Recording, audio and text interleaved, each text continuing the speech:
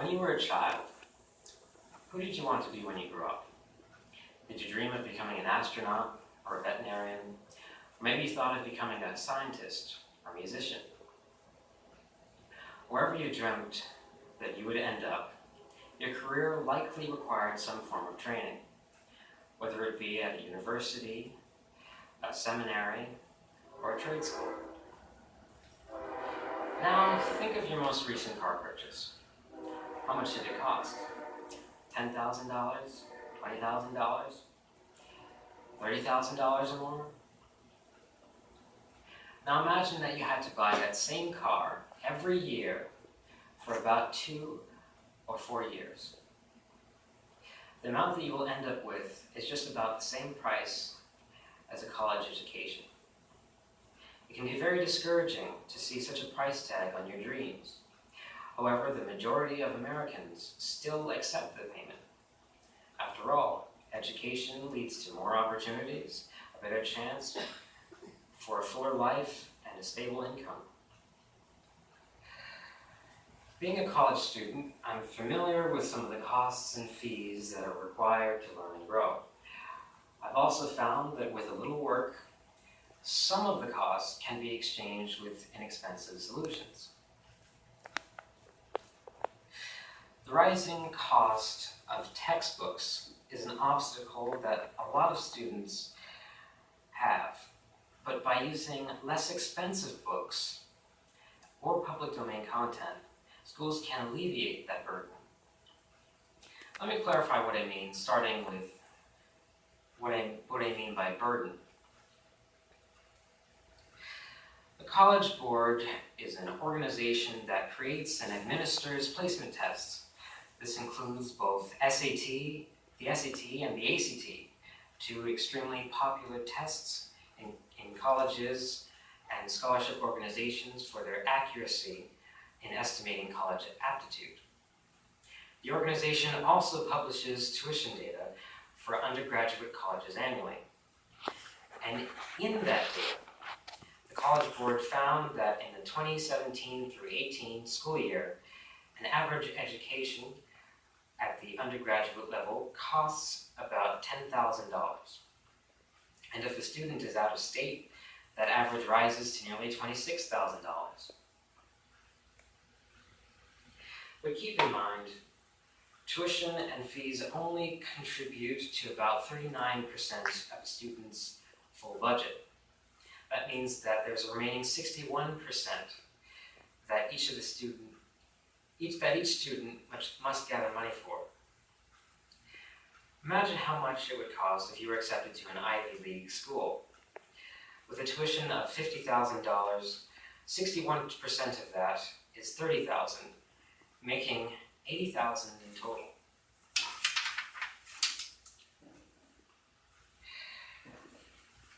In the same survey, the College Board also found that a student will pay somewhere around $1,000 for textbooks alone. To pay the debt, some students will work extra jobs, even taking some odd jobs, and saving every penny that they have. But because of those extra jobs, those students must also drop some of their classes so that they can manage their time. But even becoming a part-time student, they'll lose at least half of their federal financial aid, driving up their costs further. Other students will decide to religiously apply for scholarships and grants to accumulate, to make it through each school year. Or they'll take out a loan and gradually accumulate a large amount of debt until they eventually have to start paying it all off. But what if colleges took more of the responsibility? After all, each student will eventually repay their debt as they enter into the workforce, creating new businesses and innovations that help keep colleges in demand. By using public domain content, schools can alleviate at least part of their financial burden. In March of this year, one history professor at the University of Texas has done just that.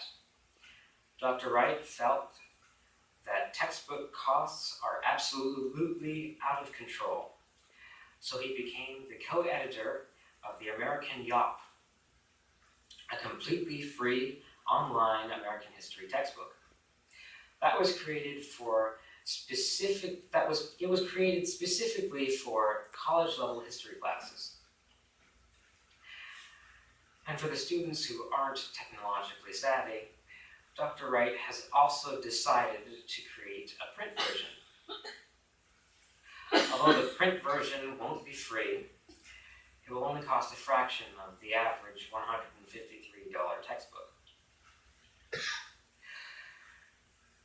In 2016, Drexel University also found that a free textbook could help alleviate their students' financial burden, observing that textbook prices have risen over 1,000% since the late 1970s, and that the use of open educational resources can replace paid textbooks because they also fulfill the academic requirement. Although textbooks don't make up the entire cost of a college tuition, a few $100s can go a long way. I think that it's time for every student and faculty member to just start contemplating a solution to this seemingly never-ending increase in college cost. If other universities follow Dr. Wright's idea of making college textbooks free, students wouldn't even have to worry about scrounging up $1,000 or $2,000 in order to buy them.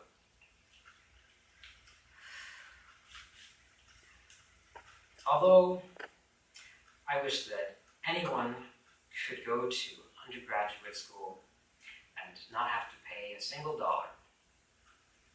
For now, I think that we can at least start by making it so that each student can at least receive their textbooks without paying an arm and a leg for them. My name is Austin Rodriguez, and I'm presenting my persuasive speech for CST 100 Online.